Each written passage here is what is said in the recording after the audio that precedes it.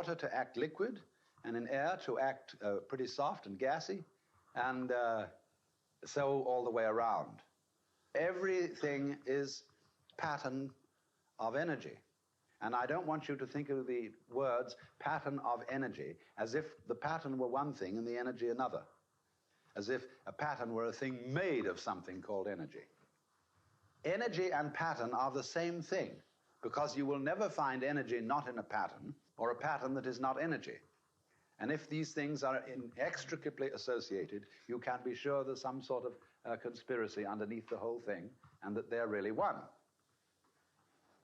So then, the course of the world is a constant flow. I used the analogy last night of each person being like a whirlpool in a stream.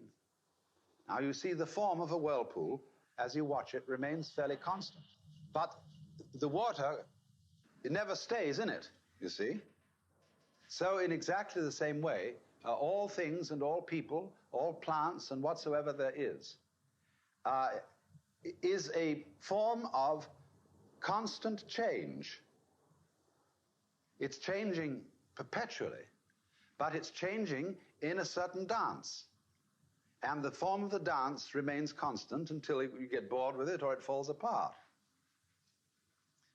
Now, we are sort of hypnotized by our social institutions and conventions into thinking that any given form of energy is by itself.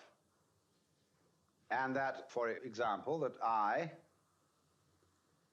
am a tremendously important person who has to be looked after and watched and protected from dying and all that sort of thing, or going broke. And so I have to protect this thing as if somehow or other, if I fail in protecting this particular display of energy, all is lost.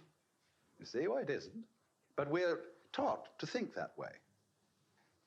And you can be untaught.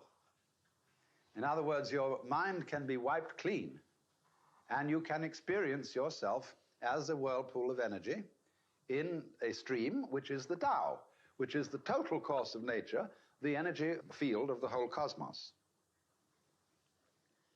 And so the objective, if you might call it that, of the Taoist way of life, the Taoist discipline, is to enable people to feel that way.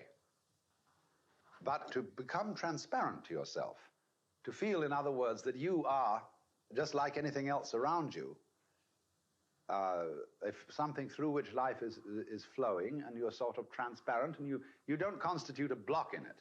Like, you know, you swallowed something that's stuck in your throat, well, that constitutes a block in the alimentary tract. Or if you take a worm and bruise it, the worm wiggles both sides of the bruise, but it can't make a wave wiggle through the whole length of the worm. And there was a very strange man called Wilhelm Reich who said that most people have a thing like the worm's bruise across their diaphragm, so that they find difficulty in wiggling all the way through.